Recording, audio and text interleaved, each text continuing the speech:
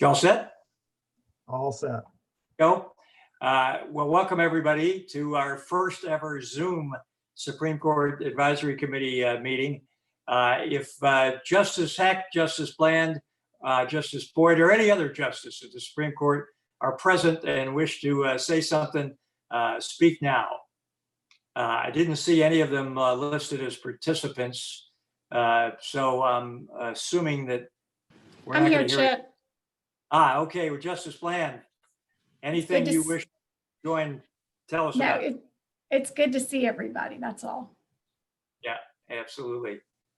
All right. I believe it was Orsinger that was tasked with leading a subcommittee on this, if I'm not wrong.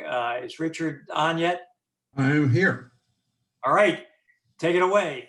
Okay, so we received an email late last week from Marty Walker saying that the Supreme Court was interested in the committee's comments relating to a proposal on service of process, personal service of process, particularly Rule 106, but then also the subpoena rule, which is Rule 176. So the subcommittee on Rules 15 to 165B had a Zoom conference on Friday, and we discussed the proposal and we sent out a recommendation, and we're now ready to talk about it. The proposal was submitted by Austin practitioner Manny Newberger, a lawyer in Austin who's taught at UT for 22 years and who is involved in the credit business and represents apparently at least one agency that's wide-ranging in terms of service of process.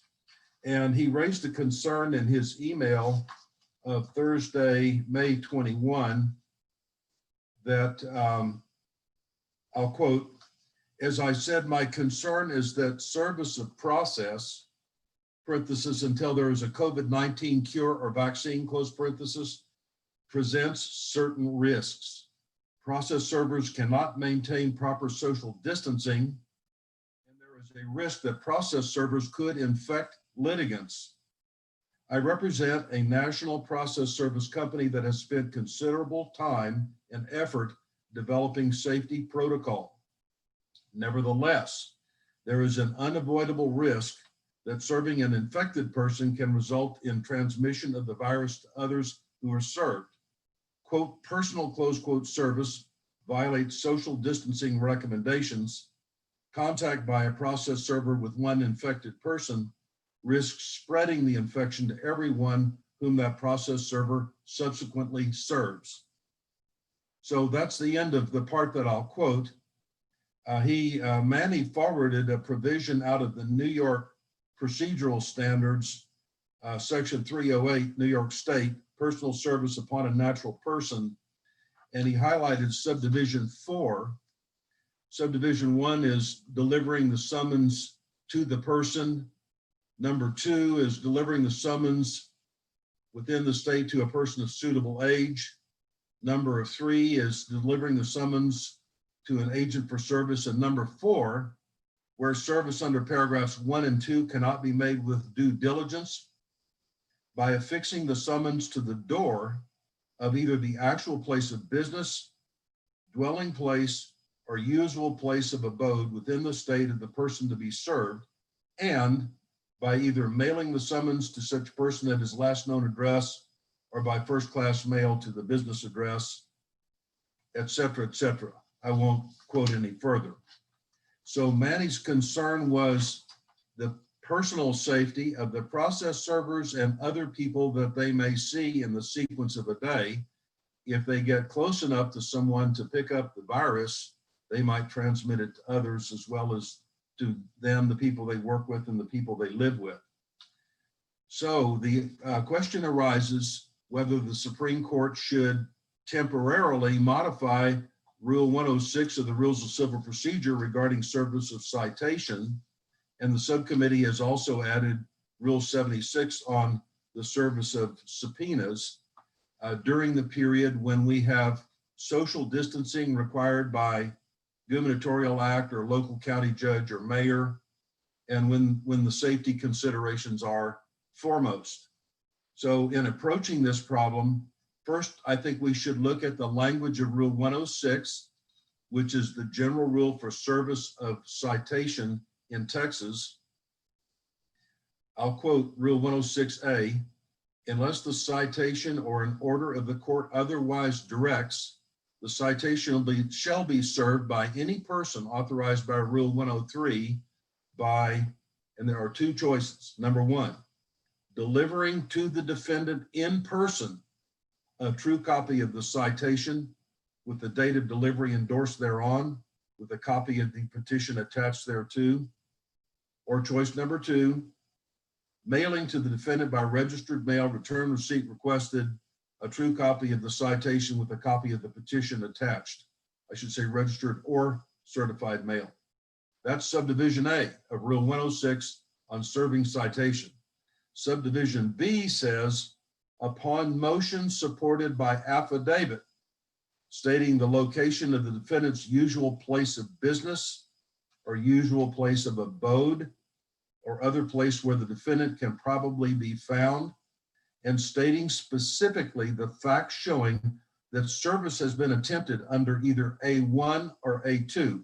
Remember, A1 is delivering to the defendant in person, and A2 is mailing by registered or certified mail. So back to B.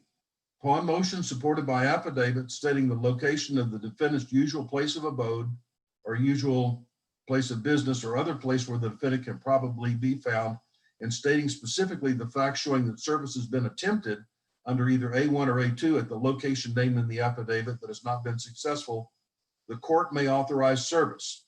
And there are two choices. Number one, by leaving a true copy of the citation with a copy of the petition attached with anyone over 16 years of age at the location specified in such affidavit. Or number two, in any other manner that the affidavit or evidence before the court shows will be reasonably effective to give the defendant notice of the suit. That is our rule in Texas for service of citation. Let's look briefly at Rule 176 on service of subpoenas, because the issues are the same or even perhaps more acute with subpoenas. Rule 176.5 of the Texas Rules of Civil Procedure talks about service of a subpoena. Subdivision A says, quote, manner of service. A subpoena may be served at any place within the state of Texas by any sheriff or constable of the state of Texas or any person who is not a party and is 18 years of age or older. A subpoena must be served by delivering a copy to the witness and tendering to that person any fees required by law. If the witness is a party and is represented by an attorney of record in the proceeding, the subpoena may be served on the witness's attorney of record. Paragraph 2, proof of service. Proof of service must be made by filing either number one, the witness's signed written memorandum attached to the subpoena showing that the witness accepted the subpoena, or number two, a certified statement by the person who made the service stating the date, time, and manner of service and the name of the person served. So in Texas, personal service is prescribed if you don't have mail service, at least for citations, and for subpoenas, personal service is prescribed. And in Texas, if you want to do something besides personal service or citation by mail, you have to go to the court, prove that personal service or citation by mail is not effective, and get the court's permission on alternate service, like delivering it to anyone 16 or older, or leaving it on the door and stepping away.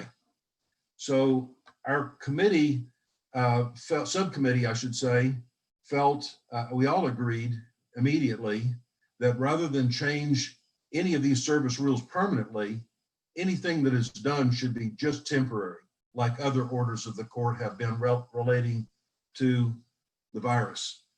Secondly, after discussing many different alternatives and the fact that New York went and allowed the process server to make the decision for alternate service rather than the court upon affidavit, our conclusion was that we would prefer not for the court not to change Rule 106 or Rule 176 in its own terms, but instead the court should express a comment interpreting how the rules should be applied. We felt like the definition of personal service or delivery was global enough that the court could grant clarification that would cure the security problem, and we would not have to abandon our existing requirement that the court decide on substitute service based on an affidavit. So here was the subcommittee's recommendation. The subcommittee recommends that TRCP 106 and TRCP 176 not be amended. The subcommittee recommends that the Supreme Court issue a COVID-19 order of limited duration saying two things. Number one, under Rule 106 and Rule 176, delivery does not require personal touching of the person being served. Number two, under Rule 106 and Rule 176, delivery includes leaving the document being served in the presence of the person being served while verbally identifying the document being served. That's the totality of the recommendation. And the idea is, number one, you don't have to touch the piece of paper while it's touching the hands of the person that's being served. And secondly, delivery, personal delivery would include laying it on the ground, ringing the doorbell, stepping back to the edge of the porch. The person comes to the door, the process server said, I'm a process server, I've laid there at the floor right in front of your door, process and such a lawsuit. Keeping social distancing, not requiring touching. As far as the witness fee is concerned, it could be put in an envelope and laid on the pack if you're going to serve a subpoena. So that's all I have by way of introduction and recommendation. And so, Chip, I think it's back to the committee for discussion. Great.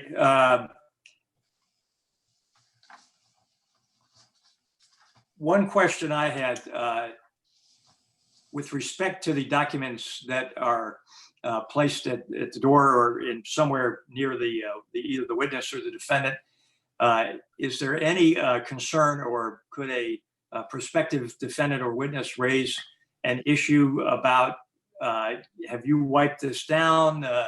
If I touch this myself within the next 24 or 72 hours, whatever the time is, 3 hours, 3 minutes, I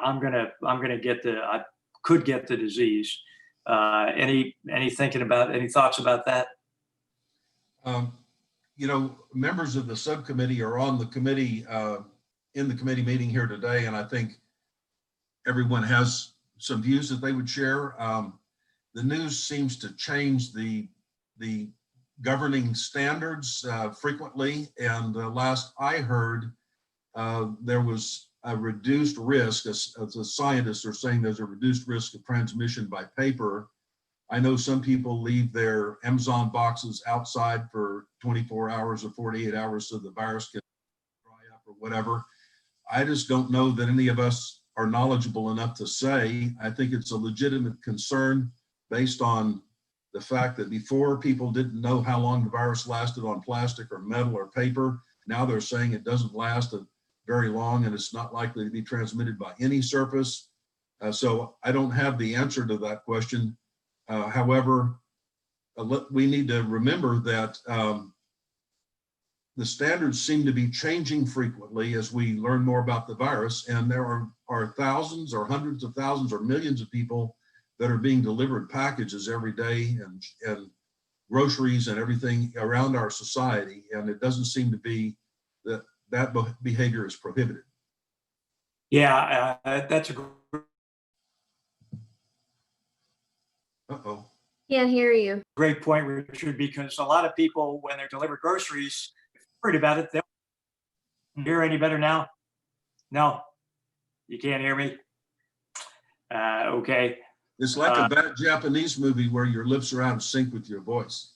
Yeah. I should say bad foreign movie, pardon me. I withdraw that comment and substitute. Hang on for a minute.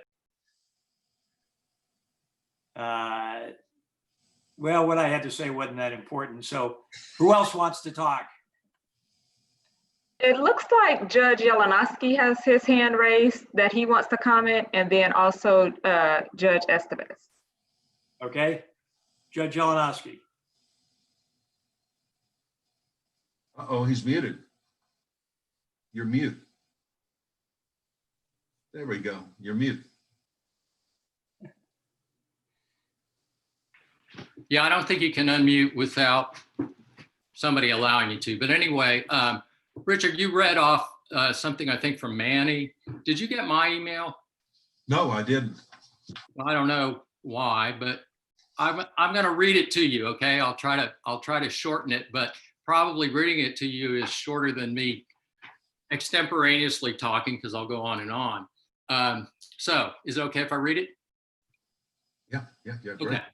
All right. Perhaps I'm reading the first recommendation too literally, but to me, personal touching, in quotes, means putting one's hand on another person. Has the law ever required a process server to do that? Doesn't recommendation number 1 imply a change in law is necessary to excuse process servers from what is surely an unwanted touching?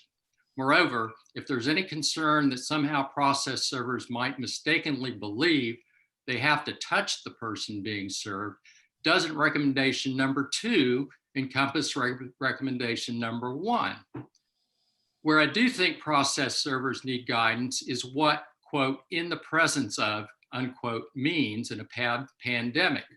I don't think there's any case law defining it during a pandemic. And regardless, process servers generally don't read case law. The guidance should be specific about what should and should not be done to both protect the process server and to protect the person being served.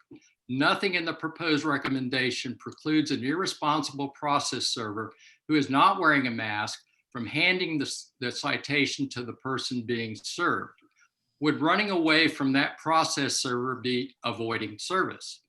Perhaps what would be most useful is one rule that said, in the presence of, and that's in quote, during a pandemic means leaving the document and identifying it while within sight and hearing of the person being served, but no closer than 6 feet and while wearing a mask.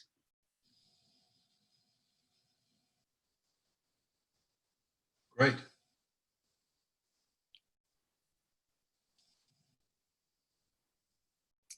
I think, since you didn't respond immediately, we don't need to reinvent the wheel. Somebody alluded to what's happening with delivery. And the important part about it that's left out of the proposed rule is protecting the person served. And so that's why, or a big part of what I wrote. And secondly, it's not clear at all to a process server what it means, which is why I proposed what is recommended by the CDC and ought to be clear. And the third thing is that the proposal, as I said, number 1 is encompassed within number 2, but number 2 says, well, this includes doing blah, blah, blah. Well, anything that includes means that there are other things you can do, and other things are not okay because they put the process server at risk and the person served at risk. And if I'm going to be served by a process, I need to know that that person is going to be at least as safe as the person who brings me groceries. And I don't know why you didn't get the email. Did anybody else get it?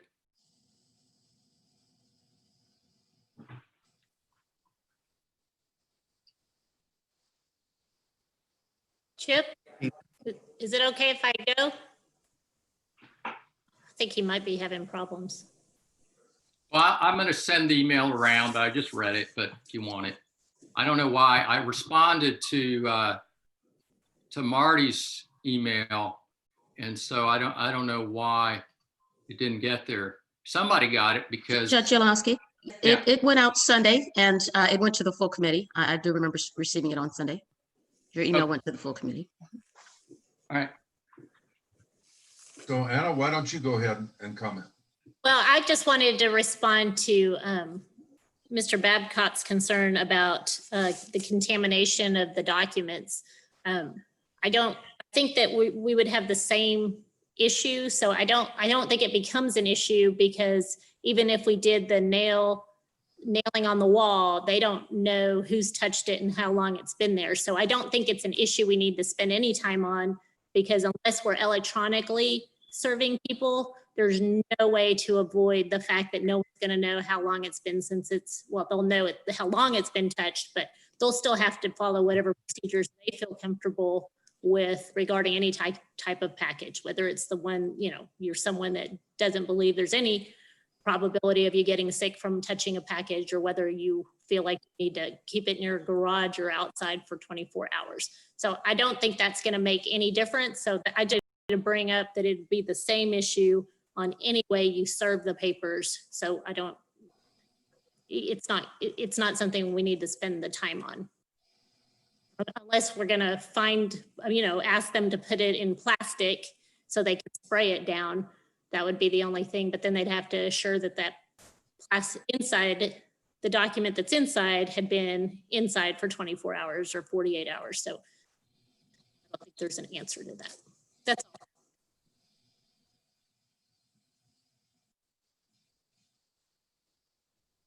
Can't hear you. I couldn't figure out how to raise my hand, so I'll just do it this way. I think that the committee's solution is probably practical, given lack of data we have about what's happening with service right now. And I want to point out that the subcommittee solution relies on the assumption that the door will be opened.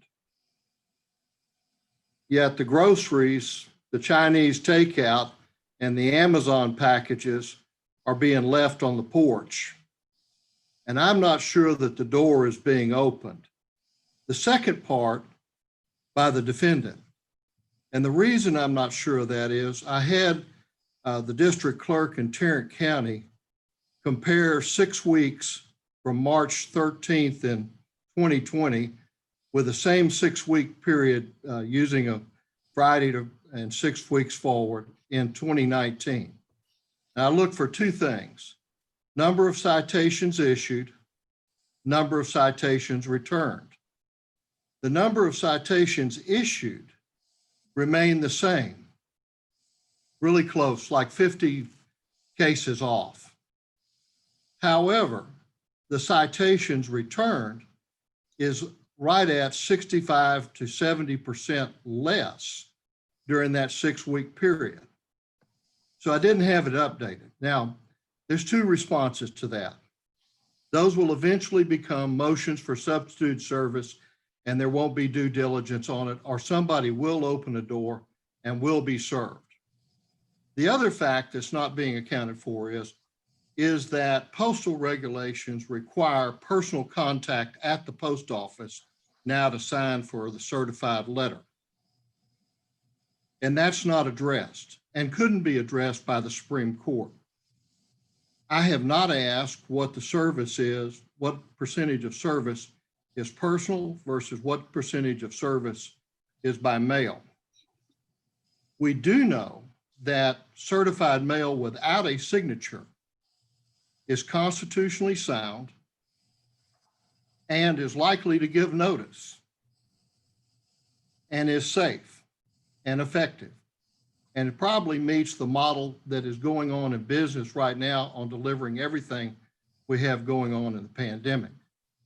The problem I have is I don't know if Tarrant County is a one-off and the same problem is out there in all the counties, or whether the fact that they're not being served or that the process server is unable to get somebody to open the door, or the post office is unable to get somebody to come up and pick up the green card, which I think is more likely. Because I don't think we would open the door at our house at both of us at 70. I know it's hard to believe, youthful looks, but I don't think we would both open the door. I think we'd let the guy stand out there in a uniform. We let the Chinese takeout guy bring it every Friday and leave it on the doorstep. So I don't know why we'd open it for anybody else, and we like him. So I just suggest to the court that once OCA might have some time, maybe they should look and see what kind of returns we're actually getting in by sampling somewhere and finding out what's happening. I don't have to point out to everybody here that if we don't have this, since we don't have these returns coming in,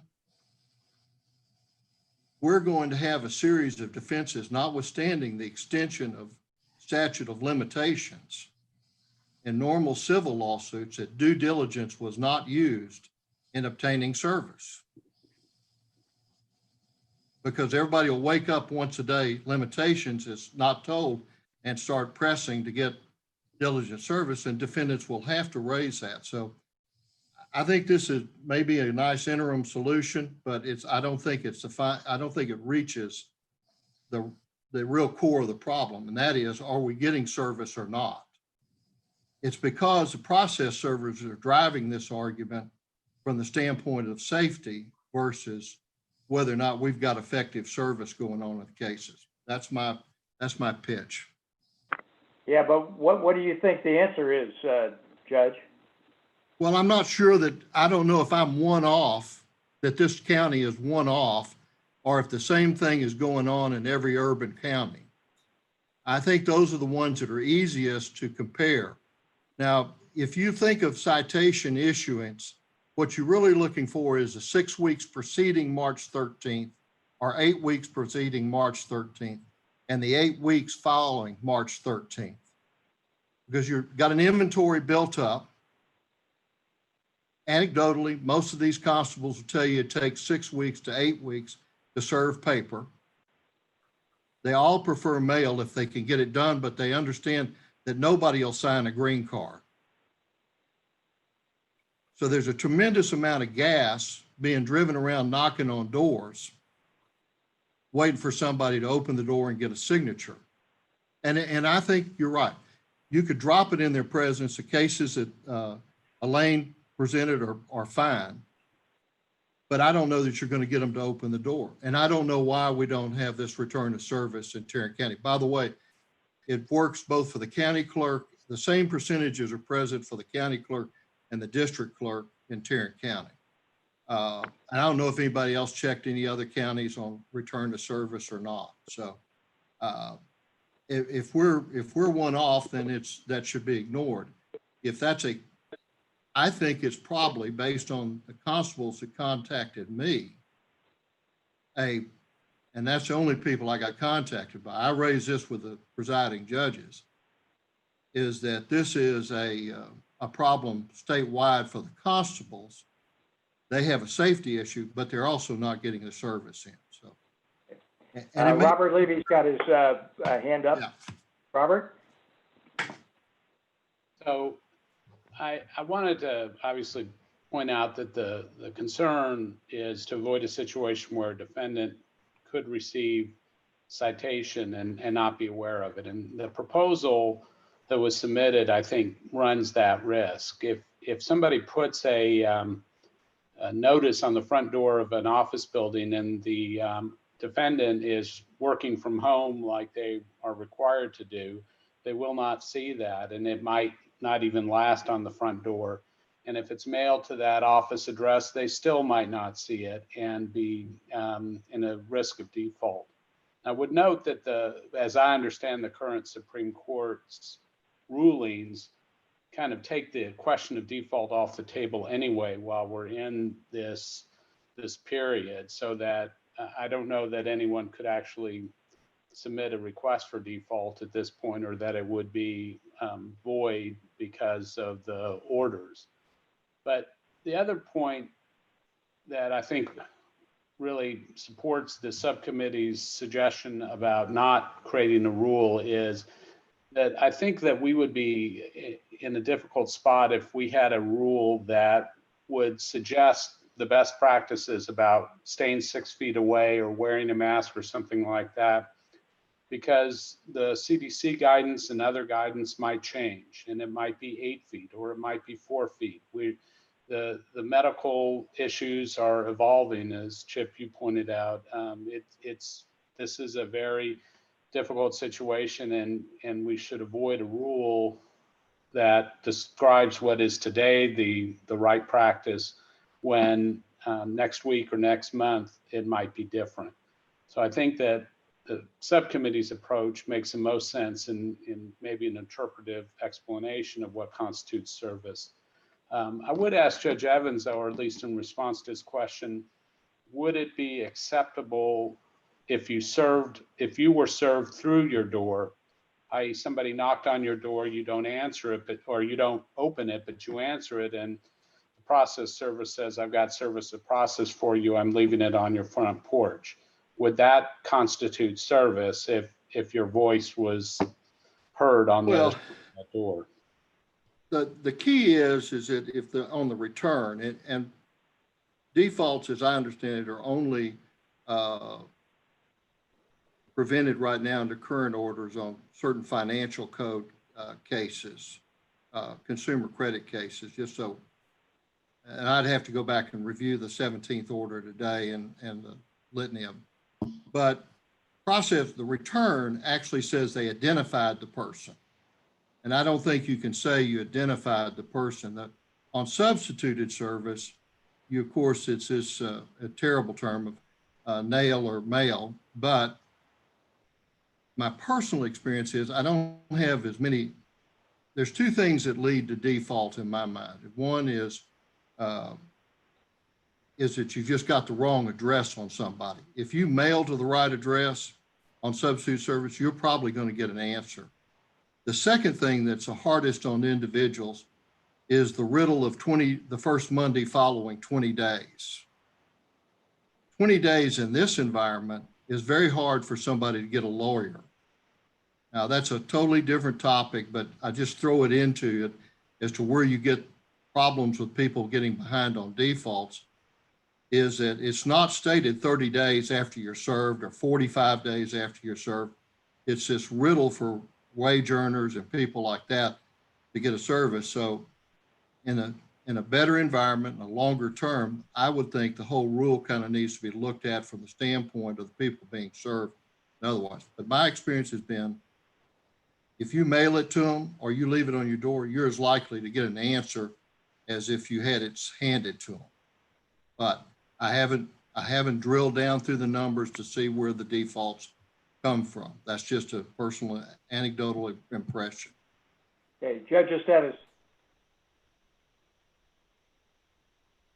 Yeah, I wanted to address the issue of Judge Evans not going to the door except to pick up his takeout meal or the delivery. We didn't talk about it in the subcommittee, but I think that this is a good forum and we need to discuss it as well and include the fact that if somebody comes to my door, I don't go to the door. I go to my phone. I have a Ring device and I have a conversation with whoever is at my door before I ever open the door. And I think that we should also clarify, because this is going to be something in the future, that delivery, if you adopt the suggestions from the subcommittee, that delivery also includes, if they don't open the door, that they identified themselves on that smart doorbell that showed, where they could see you, and that you've communicated to them what you've left. And I think that takes care of a lot of this, the door, people opening the door or not opening the door where we are as far as technology goes. So I do think we should have addressed that, and I don't think we thought about that. But that is something else that, as time goes by and those prices are cheaper, people are doing more and more of that. Stephen Yelenoski. Yeah, I don't have a Ring. And I'm not going to get one. And I understand people who do. Seems to me, Judge Evans laid out the problem of how do we get it to people who are even willing to respond, and that's a problem. So that could be tried by mail, but if you don't get a certified receipt, in this circumstance, can you operate on the case law that it's likely to have been served? And I don't know the case law. And then you have the issue of, excuse me, the variability, I think Robert said, as to what the guidance is. What I suggested is current guidance, and it is just a current temporary rule.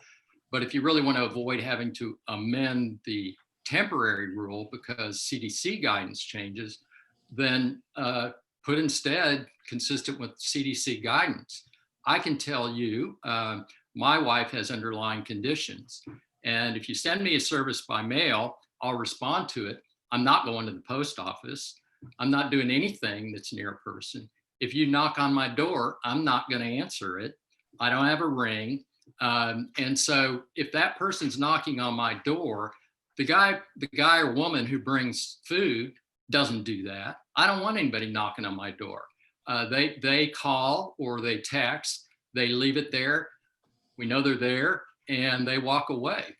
And if you do anything that's inconsistent with CDC guidance, I think you have a perfect excuse for not responding at all. I'm not going to do that. And if somebody said, well, you were served, I knocked on the door, you know, and you didn't open it, fine, I'm not going to open it. So I mean, it seems like there's more concern about the process server when there should be equal concern about the person being served. And the person being served is entitled to require that somebody comply with CDC guidance on this. And what I propose is current 6 feet, wear a mask.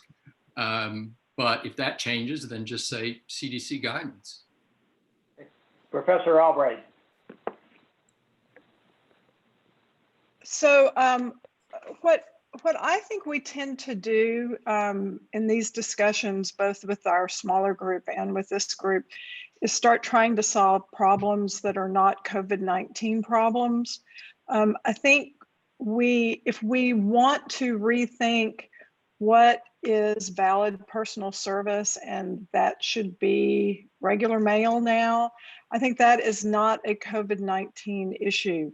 It may be brought up because of that, but to solve the direct problem that we're talking about now, I think the issue is what is personal service other than actually handing it to the person with the door open or seeing them on the street or in the reception room or whatever. Not answering the door or not picking up certified mail is not unique to COVID. People haven't been picking up certified mail forever. People have not been answering the door forever.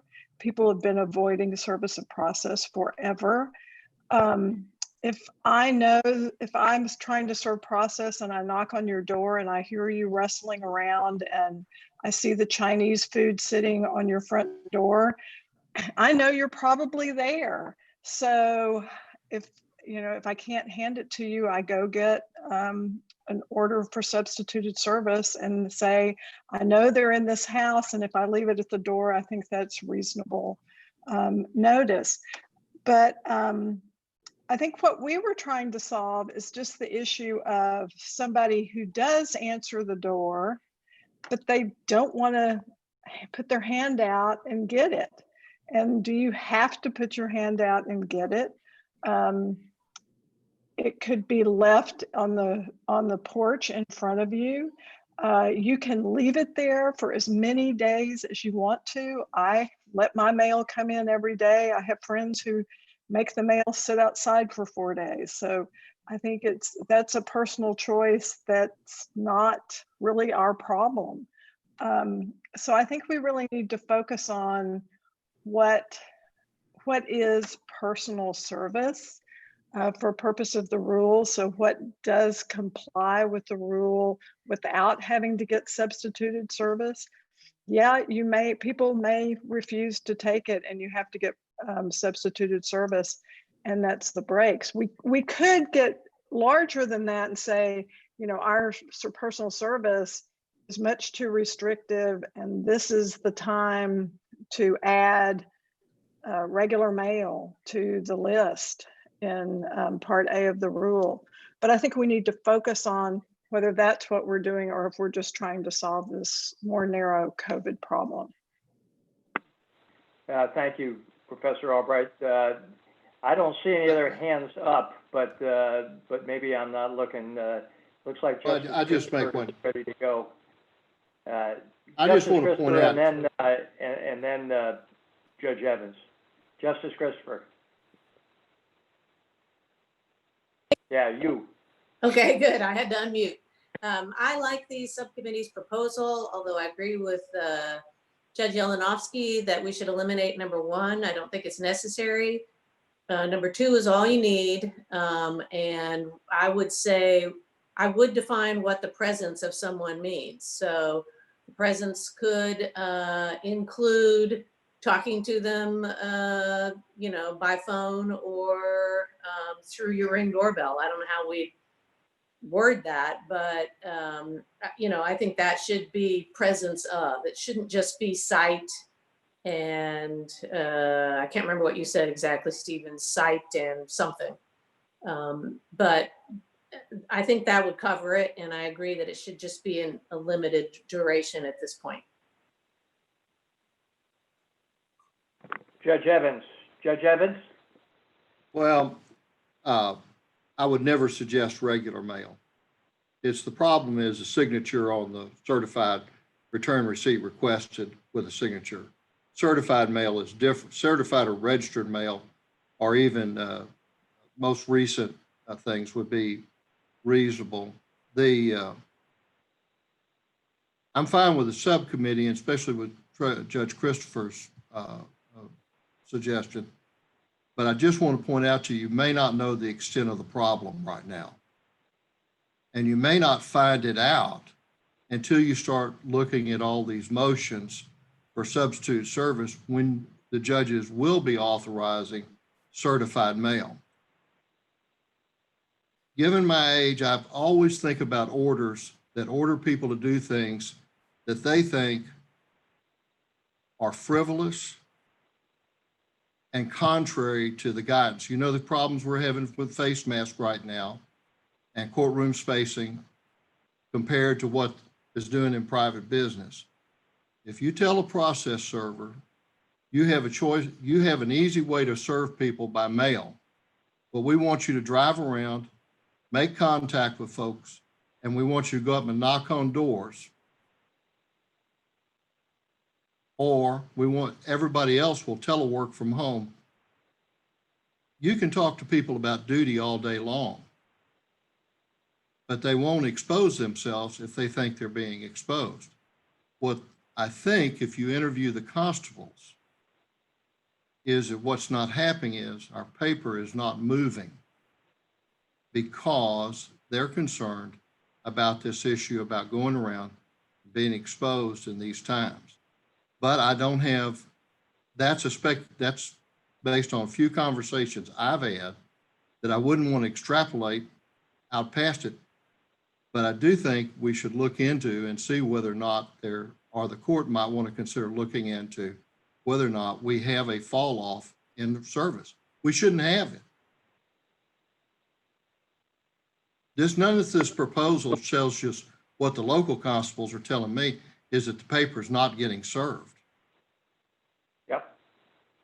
Yep. And that if those attempts aren't being made, you can't even get to substituted service. So I'm okay with the proposal for the court, but I don't think I don't think the court has all the data it needs. And if this county is one off, then it's one off. But I talked to the head of the Constables Association from Granbury, and basically he told me that, their whole problem is their people tell them, why should I go out and serve this when it's a non-essential hearing? And you say, well, you're confusing your duty. And they say, well, why should I go serve something that's not even going to get into court or going to be done remotely? I have to go touch somebody, or Steve has a great point, not touching, but get close to them. But you're going to do all your hearings remotely. Look at the 17th order today. Everything is remote unless you can show that you can't do it remote. And that's what's bothering those constables. And I think that if I'm right, then we're way off on service. And that's in the record, and that's fine. And I'm comfortable with that. Great, thank you. Thank you, Judge. And we do order other foods other than Chinese. Just wanted everybody to know. Not get into this geopolitical issue here. Anybody else have any comments? Yes, I do. Any hands raised? Frank? Yes, please. I'll try to be brief. First of all, this is obviously a fluid situation. We don't know what's happening, and we really won't know the effect for a while now. We've simply got to come up with some type of stopgap order here, and that's an attempt. It's based on something that process servers understand called drop service. They do that in case, and they don't like it because it's a case where the defendant will not reach his hand out and take the process from the constable or from the private process server. And so they put it on the ground and then in the person's presence, and they say you've been served. They all know how to do that. Insofar as the private process servers, they have a bit more incentive because if they're not serving, they don't get paid, unlike the constables. And the private process servers I've talked to, which have been 3, they all wear, they are concerned. They wear gloves, they wear a mask, they step back from the door. They try to do that in some way to protect themselves. I'm concerned about the suggestion that we might at this point think about how to redo the rule altogether. To my mind, this is the worst time to think about some type of reform. That's why I think the subcommittee wanted it to be merely temporary. I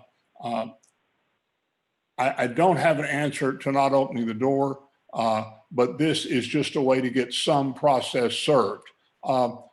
Insofar as mail is concerned, I was horrified by the suggestion that began all this, and I can't recall the guy's name, as what he called nail and mail, which was to mail it and attach it to the door. If we're talking about just mailing it, that's even worse. If we go to some type mail service, then we ought to at least require the nailing portion, that it be attached to the door. I think that's all I have. Thanks, Frank. Anybody else have any thoughts, concerns, or questions they want to raise? Yes, Professor Carlson. I just want to remind the committee that the constitutional standard for the validity of the service under Mullane versus Central Hanover Bank is service effective under the circumstances to get the defendant notice. So we are under some very dire circumstances, and you can make a good argument that perhaps service by certified mail without a signature is sufficient under the circumstances. And as we all know, there are countries that allow service by social media. So that's all I have. Thanks, Professor Carlson. Yeah, Justice Christopher. Yes. So back when I was on the trial court, what we would usually do is require 3 in-person attempts before we allowed taping to the door. And some people not only required taping to the door, but also sending by regular and certified mail.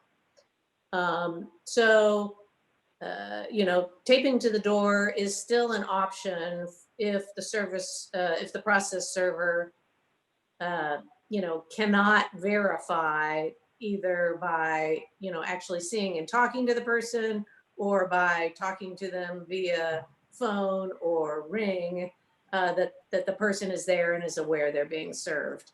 I think most judges, at least in Harris County, are handling their submission dockets and are up to date on that.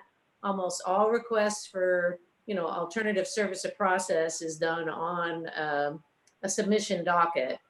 So that's all done remotely. But that's basically how it worked then, and I think it's similar now. Great, thank you. Professor Albright? I just want to comment on Professor Carlson's comment real quickly. She's exactly right. The constitutional requirement is rather low. It's, anything that she had the language at the top of her head, I don't.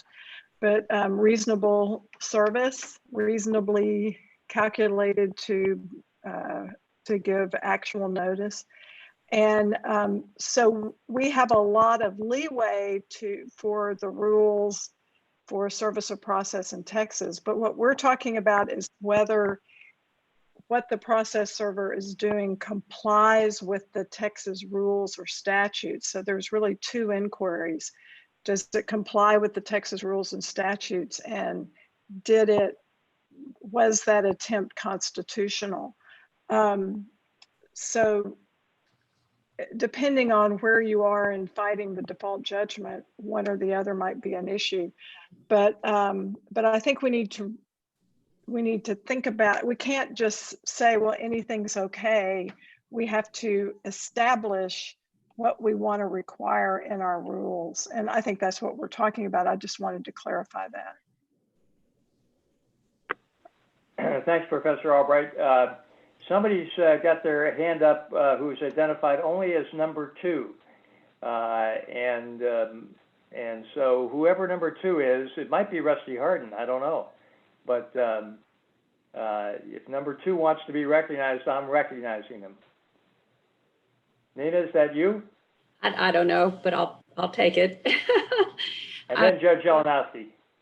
I did want to respond to Judge Jalanowski's comment. The subcommittee absolutely was trying to consider the interests of the person being served as well. That is the reason the subcommittee did not come back to the full committee with a proposal that you just nail it to the door or whatever, which is really what the process servers were requesting. And we felt that was not sufficient. If one wants to go further and provide medically, what can I say, safe service, then one could, it seems to me, I'm very comfortable with the subcommittee proposal, either 1 or 1 and 2. You could reference CDC guidance. I don't know if this court wants to go that direction, or per the conversation we've heard today, you could amend or say temporary suspension on the provision for return receipt requested and just have the registered or certified mail. That's been bouncing around a little bit in the suggestions. And I don't know if the committee wants to vote on that or not, but that would be another way to do it, to suspend just for this time period the requirement for return receipt requested. Thanks, Nina. Stephen. Jalanowski. You're muted. You're muted. Not on my screen. Okay, can hear you now. Okay. Didn't the legislature pass a law that allows service by social media as substitute service? That's my understanding.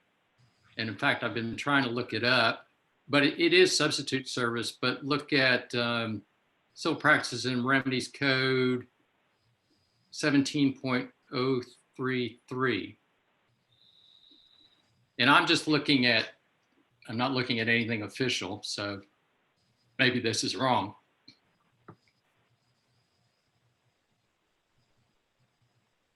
You know, I think we've actually had 2 committee meetings on that subject, and David Slayton came to one of them, and he did a memo on the statute. So it is available as substitute, because obviously right now, especially, that would seem to be more likely than anything if you're on social media. But once again, you can't get me because I'm not on social media. Most people are. Somebody had their hand up, but I could see the hand, Lisa. but I couldn't see the face. Lisa has her hands up. Lisa. Hey, I think that 17033, Richard is right that we talked about it, but I think it only is in accordance with rules adopted by the Supreme Court. So currently the Supreme Court has not adopted any rules that would allow for social media service. So I think that means you could not do it today until there's actually rules promulgated. But that's what could be in the emergency rule. Yes. Oh my goodness. I mean, it could be that it's not even required on a motion, but is just allowed right now.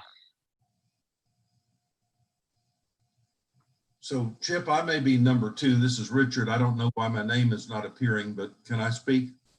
You can, although I should note that I withdraw and retract my slander of Rusty Harden, who texted me and said that he is not number 2, and of course, in Rusty's mind, he would always be number 1. So Right. I'm amending my comment about that. But Richard, yeah, go ahead. You may be number 2. Okay, so right now, the person who's wants this process served can elect either have delivering to the defendant in person or by registered or certified mail return receipt requested. If you're not going to do one of those two things, you have to make the attempt, and then you have to go to court with an affidavit and talk to the judge about what the substitute service is. Someone who won't answer the door and that you're not communicating with, and you're just laying the process on the floor or scotch taping it to the door, is substitute service. You have to have a judge's permission. It has to be based on an effort to have delivery to the defendant in person or by mail. To me, the immediate problem is, what does delivery to the defendant in person mean? And the reason we're talking about it is because we don't want people to have to touch each other or touch things that other people touch or be so close that they're exposed to a virus. And so to me, really the focus of what we should be talking about is, how do we interpret the term delivering to the defendant in person, or on Rule 176.5, delivering a copy to the witness. To me, we need to solve that problem. Anything else, whether talking to somebody over a Ring Central with no image or with an image, whether all of that constitutes personal service, to me, that's something we should decide separately. Right now, we got to figure out, conventionally, you hand a piece of paper to somebody, and so that you're within an arm's length, or at least within 2 arms lengths. So can we cure that? Can we eliminate the requirement that I be touching something that someone else touches? To me, that's the real problem. Right. Yeah. Anybody else have comments about this? This is Roger Hughes. Hey, Roger. Hi. I want to echo what Richard just said, and why it is that we just address the one problem before us. In virtually every seminar, national and local, that I've attended in the past couple of weeks on how to do this Zoom thing, the question that invariably comes up to federal judges and state judges is, once this is over, is this Zoom stuff for a court hearing still going to be the wave of the future? And what has happened, I'm beginning to hear people, judges all say, is, well, you know, we're used to it and we can do it, so maybe we're just going to keep it as an option. So I think it's real important that, number one, we address only this problem, that it be a short-term order, and that we wait until we have some at least anecdotal evidence, if not statistical, about what has happened. Because we might suddenly realize it has caused problems we didn't anticipate. But we're going to be setting a kind of precedent for any permanent changes to the rules in general. And I think before we start listening to this, well, it worked during the COVID crisis, why can't it work now kind of arguments, we at least wait till we get some hard data. Now, otherwise, for practical suggestions, I think once all we should do, and that's where I echo Richard, just address what will be personal service when we have problems with a contagious virus and social distancing. And the only practical addition I would give to the proposal from the subcommittee is to make it clear, or shall I say express, that it be within the range of sight and hearing. So we don't have the process server saying, well, I left it in their mail, attached to their mailbox 30 feet from the door of the house, and I kind of raised my voice. and told them what it was. I think that has to be baked into the rule. Other than that, that's my only comment. And thank you. Yeah, thanks, Roger. Justice Christopher. Yes, well, I wanted to echo what Roger says, because one of the things that our subcommittee is already being asked to look at is whether to continue depositions by Zoom. And one of the things that we're looking about there is in terms of a subpoena.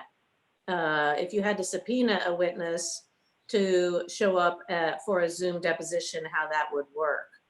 And if we have more time at the end of this meeting, Chip, I'd ask that anybody who wanted to talk about it could stay on, if that would be all right. Sure. Yeah, of course. Anybody else have any comments about 106 or serving subpoenas? Anybody else have any thoughts? Well, Richard, do you want to move for the committee to vote on the subcommittee's recommendation? I would so move. I noticed that Lamont Jefferson, before he left out, said he would support the second paragraph of the proposal and not the first one. I don't know if you want to vote on one separately from two, or just vote on both together one time. Has Lamont left the meeting? Because if he hasn't, maybe he could articulate why he doesn't like one. I think he left, but I'm assuming that he picked up on Stephen Yalanowski's comment that this might suggest to someone that they should be personally touching someone. Yeah. And we don't mean, I don't think the subcommittee intended for physical contact between the two bodies. I think it was assumed the closest you would get is that you would hold a piece of paper that the other person took from your grasp. But there could be an accidental touching, but we certainly don't want to encourage touching. This whole point is to avoid touching. Well, that's post-pandemic. I mean, I was in favor of a rule where the process servers would give a little hug after they served the defendant, but didn't go anywhere. Judge Yalanowski, I think, has got his hand up. He does.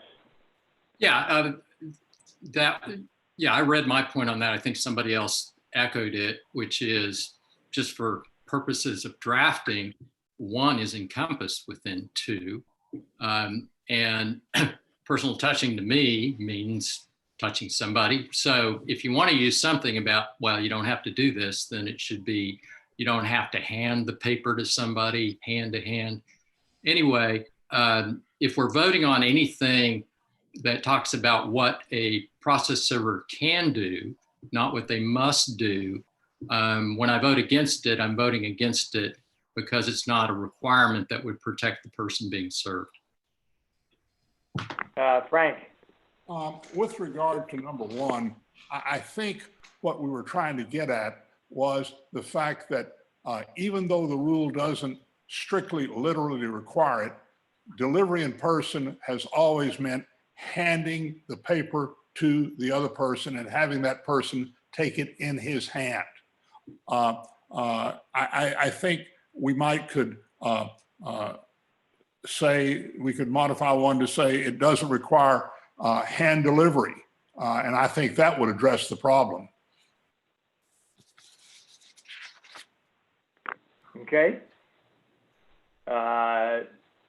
Any other comments? Chip? Yes. This is Richard Munzinger. I'm on, not on video, just on audio. Whatever we end up saying, using words like hand delivery suggests that you hand it to somebody. I don't want to say I've always, but I do believe that if a person refused to accept something that had been identified to him or her as a summons or citation or subpoena, that dropping it in the person's presence or laying it on his desk or dropping it on the floor, having identified what it is sufficient service. Otherwise, there's no the person being served can stop justice in its tracks. And that's certainly not what's required. But in any event, the only other comment I would make is if we were to vote on 1 and 2 as proposed, I'd have to vote no because of the touching words that are in there, because I don't believe there's any requirement for touching. I think if it is done within a reasonable distance to that a reasonable person would believe that you could both see and hear, with emphasis on the nature of the transaction, is what's required, because I can see you and hear you from, I can't hear, but I can see you from 50 or 75 feet. And if I'm talking to you over traffic, hell, I could see him and hear him, but it has to be, it seems to me that if it's going to be seeing and hearing, it has to be with some reference to the nature of the transaction. I'm finished speaking. Thanks, Richard. On the subcommittee's proposal on 1, the objection is you don't want it to say delivery does not require personal touching of the person being served, because it implies that but for this, you do have to touch him. That's the problem. Frank? Yes, I think that's the problem. With regard to what Richard Munziker says, he is correct, but all of the, as the cases that Professor Carlson sent out, which were right on point, drop service is only allowed if the person refuses hand delivery. And what we're doing with this rule is we're getting rid of that requirement that they refuse hand delivery. In those circumstances, you can do drop service if the other requirements are met.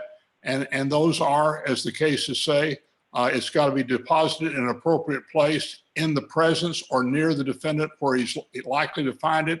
He's also got to be informed of the nature of the process the service is being attempted. So would the objection be cured? Thank you very much. You're welcome, sir. Would you do me a favor? Would you bring me a plastic cup there? Sure. Yeah, I don't think that was me, but maybe it was. The problem be solved if you said delivery does not require hand service or service by hand. Is that what you're trying to get at? Delivery in person doesn't require hand delivery. I think that would do it, because the rule talks about in-person delivery. And we're just interpreting that to say it doesn't require hand delivery. Stephen Yelenovsky, would that solve your problem? And then Nina. Well, assuming, I guess, you're saying that it doesn't require it, and therefore the process server being faced, or rather not faced with somebody because they won't answer the door or whatever, they know they can do something different. But I would like it to require something different from the get-go, rather than, well, you can do this, process server, if you want, that they shouldn't be doing it without a mask. If we're going to have personal service, they shouldn't be doing it without a mask. They should not be, trying to hand it to somebody. Like I said, I'd run the other direction, and somebody might call that avoiding service. But my point is just nothing is required of the process server any differently from what they do now. It's just an option. Yeah, Nina. The reason the first proposal is worded the way it is because of the wording of the rule itself, which says that you can serve by delivering to the defendant in person. There's nothing in the rule that really says you have to physically touch the person or not, but that seemed to be the concern of the servers, which led to the whole question being posed to the subcommittee. So that's all that one was intended to do, is to release them of that perceived burden, whether it's real or not. To provide comfort in that area. I'm comfortable. I think I suggested the wording for the first one for that reason. I hear what the committee is saying. I think it is subsumed in the second. If people want to just go with that one, I'm okay either way. I'm sensitive to also Steve's point about what we should be requiring, but that's not what I perceive to be within the scope of what we're about here. But again, if you want to, then you can make a reference to CDC guidance, that any service should be compliant with CDC guidance. Yeah, I think I'm a little sympathetic to the notion that not only the CDC, but the states and the counties and the cities are changing requirements all the time. I think that, you know, for example, on temperatures, when you take people's temperature, if they're elevated above 100.4 degrees, I think that's the CDC standard. Well, last Friday, San Diego County in California lowered that by almost half a degree. Now in San Diego, if you take a temperature and it's over 100 degrees, then you gotta, you know, ship them off to a clinic or something. So for us by rule to get into guidelines might be tricky because not everybody is following the CDC guidelines. And somebody has their hand up, which is Stephen again. Go ahead, Stephen. Well, I seem to be the lone voice on this, so I apologize. But sure, the rule doesn't say that we can require anything of process servers. I don't know whether the rule requires anything that the Supreme Court has required us to do in the last 17 emergency orders. They've said you can't evict somebody. So I'm not particularly concerned about the propriety of saying something that we couldn't say otherwise. And as far as what process servers can do, I mean, aren't they subject to the same requirements that I'm subject to under Travis County rules, City of Boston rules, as well as any state rules? So us not saying anything about it doesn't seem to me to solve the problem. And it's exactly the failure to be clear about what we want from process servers and what we don't want from process servers that I think would be a failing of this rule. And again, if there's a concern about things changing, make it more generic. Say, you know, in compliance with all legal requirements and CDC guidance. I don't know, but it seems to me to say, well, we'll throw up our hands because things might change is not the approach. Judge Esteves, and then Richard, who appears to be number 2. Well, my only concern about telling the process servers what they need to do is that they go all over, like, especially here, all over the country, all over, you know, all over the states. One county is, the requirements for one county and one city is different from the other one. I don't know that it's even easy to find what those requirements are for people if they haven't been watching all the news. So I think that it wouldn't be appropriate to state whatever the CDC guidelines are, because there's counties that aren't, I mean, I think I still have 3 counties now out of the top 45, at least 2 that don't have one COVID case. So they've had no one, and the courthouse has never closed, and people service of process continued, and they're not concerned about masks. And, you know, to put that standard on them when they won't even be aware of what it may be if they're leaving the county to serve someone, you know, their home county, depending on who they're serving, I think is just a high burden. I'm not opposed to something very broad that just says appropriate safeguards due to the circumstances, which might mean social distancing, might mean a mask, might mean, I mean, they're even saying that masks are now hurting people's health. So, you know, I don't feel comfortable imposing those type of regulations on someone that's serving process. Thanks, Richard, and then Roger. Well, actually, I didn't raise my hand, Chip, but it does seem to me that we shouldn't pick the Center for Disease Control as the governing standard if we're going to refer to a standard. The legally binding standards are the ones by your mayors, your county judges, and your governors. And so I'm I would never want the Supreme Court to say that you should follow the CDC standards if they were to ever vary from the proclamations of the governor, the county judge, or the mayor. Yeah, that was the point of my San Diego story. But you're right about that, I think, Richard. Roger.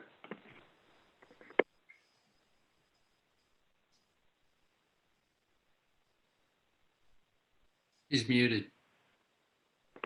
Roger, you're muted. I favor the committee's proposal number 2 because it solves the exact problem we need to address right now and doesn't go too far afield. But more important, it tells process servers if they want to serve process, this will be sufficient to count as personal service.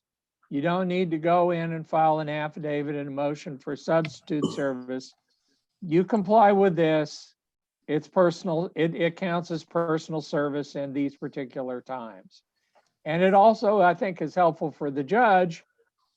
So the judge will know that if it fits within these parameters, it was personal service. It wasn't some goofy form of substitute service that required an affidavit. So that's what I favor. Thank you.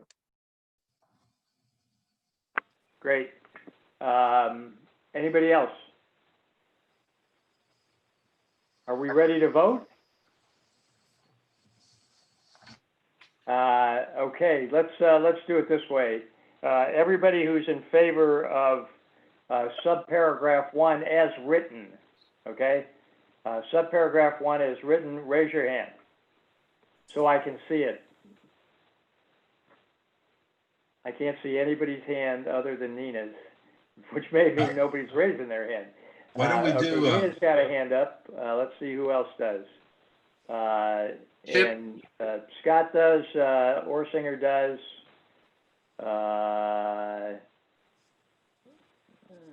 This is not a good way to do it. What about participants voting? Raising electronically. You can do reaction, thumbs up or thumbs down.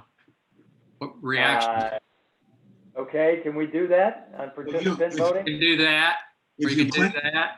If you click participants, right, it'll open up a window that in the lower right-hand corner says raise hand. And the moderator can see all the raised hands. Okay, I'm not the moderator. Pauline is, I think, right, Pauline? Right, but you'll also see, because I've made you co-host, Chip, so you'll see the hands go up as well. And Marty and Jackie should be able to see them so we can get an accurate count. Does everybody know how to raise your hand electronically? Does anyone not know? Oh, Lisa, did you say you did not know?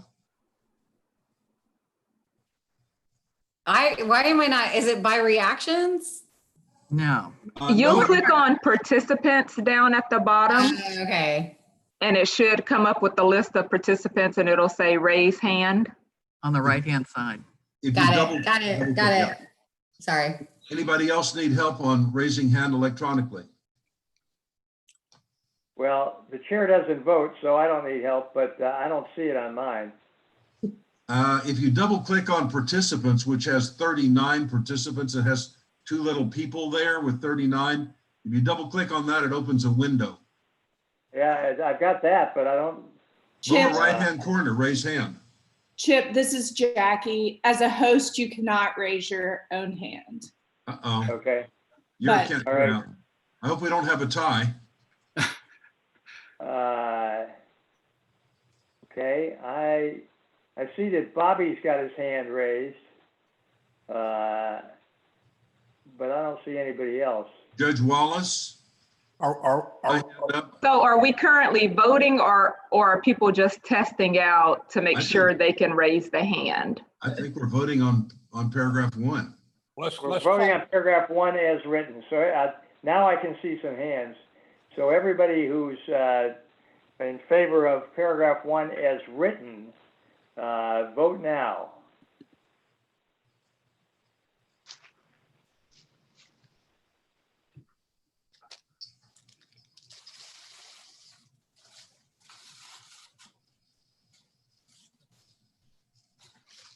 Okay, I only count 4. Pauline, how many do you count in favor? Correct. I count 5 currently. Yeah, somebody just, okay. I count 5 too. Okay, so I'll go ahead and lower the hands and then you can take the next vote. Now we have a negative vote. We have a negative vote, don't we? Yeah, so it's 5 in favor and everybody else against, as written. Now, what if we, Wait. That's not necessarily true. Normally you have people vote no. There may be some people that are not voting yes or no. How are people voting who are only on by phone?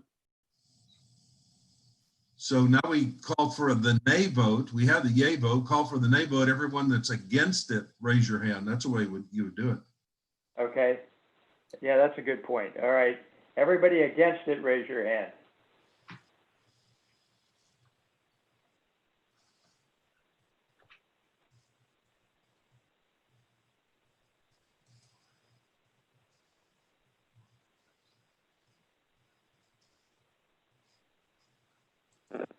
I've got 18 against. Sorry, I have 19. All right. What's one vote among friends? So we're you have 6 in favor and 19 against. I have 5 in favor and 19 against. Okay, 5 in favor, 19 against. Okay, so that's as written. What if we changed it to delete personal touching to hand delivery? In other words, it would say under Rule 106 and Rule 176, delivery does not require hand delivery of the person being served. How many people would be in favor if we did that? Raise your hand.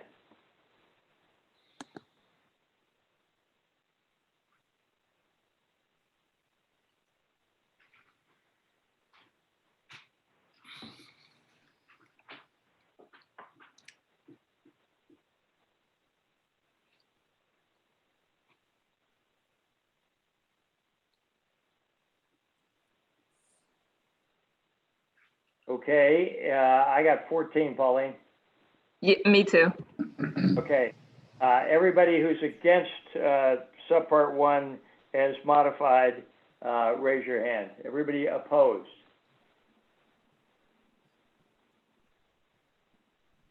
Pauline, you didn't clear. You didn't clear it, Pauline.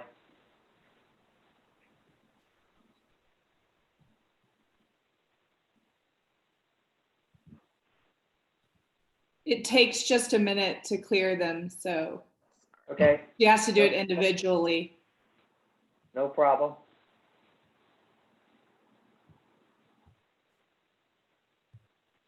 Okay, so if everyone could vote again.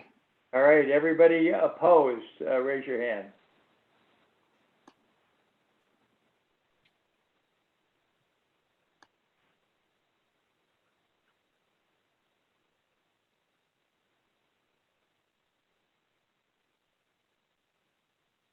I've got 6 opposed. Is that what you have, Pauline? 2 more came in, it's 8. Okay. So 14 in favor, 8 opposed. Okay. Lower the hands. Now we're going to take a vote on subpart 2. Everybody in favor of subpart 2, raise your hand.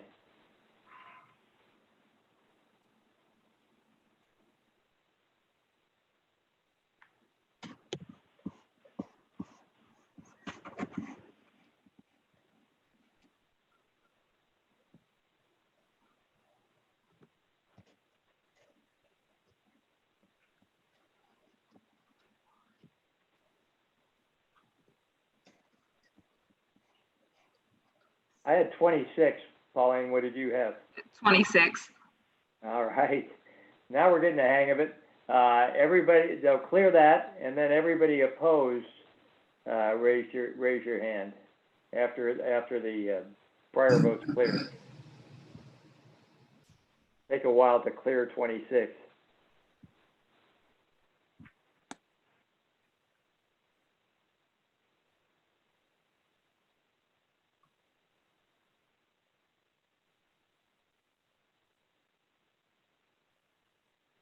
Okay. Okay, everybody opposed, raise your hand.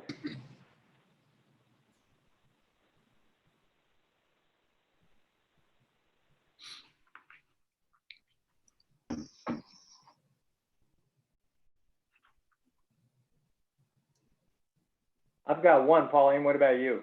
1. Okay, 26-1. That one is a little lopsided. So there we are on that. We have voted. We have discussed. I'm not sure we have conquered, but we're here. So any other comments about these? And thanks for the quick work, Richard and subcommittee. Great and timely. Actually, it was easier for us to put this Zoom meeting together than it was any conference call I've ever tried in 25 years. So you're a Zoomer, are you? We all are. We're all at speed. We're all Zoomers. Okay, Justice Christopher wondered if anybody was interested in talking about post-pandemic Zoom depositions. Is that a fair description of what you were thinking about talking about, Judge? Yes, I think Bobby's on the phone, but I think our subcommittee, the Discovery Subcommittee, was asked to look into that. And we haven't had an opportunity for our subcommittee to meet yet. And so I thought maybe the members of our subcommittee that are still on the call can stay on. And if anybody else wants to stay on, they could stay on and we could chat about it. Okay, we can release Dee Dee. Right. And we can release Marty. Pauline, you may have to stay on in case of trouble. Correct. So as soon as the meeting is over, I'll stop recording and live stream so that way you all can have a discussion. Okay, that'll be good. And Pauline, if I leave this, that won't shut them down as long as you stay? Correct. Okay, good. Anybody else got anything to say while we're still in the SCAC meeting and live streaming?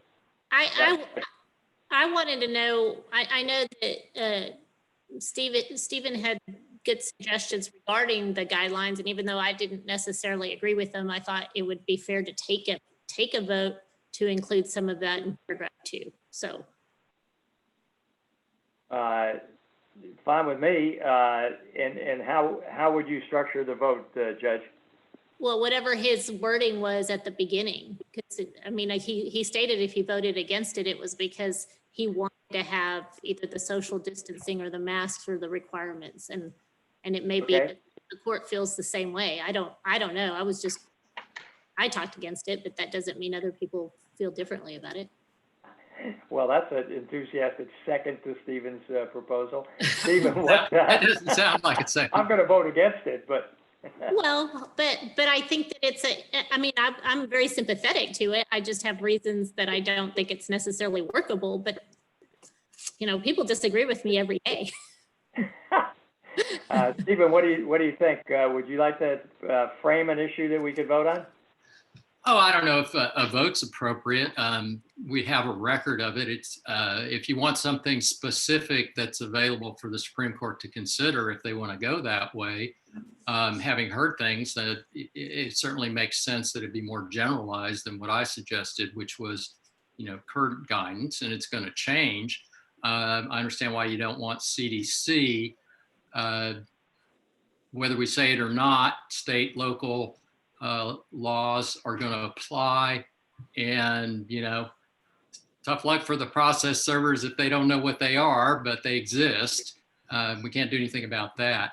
So I guess I'd just say something like process servers, whatever 2 says, and while taking appropriate precautions or some language like that, that makes it a requirement rather than, hey, you can do this. And if it has to be generic, then it would just say, this is okay if you do it while taking appropriate cautions.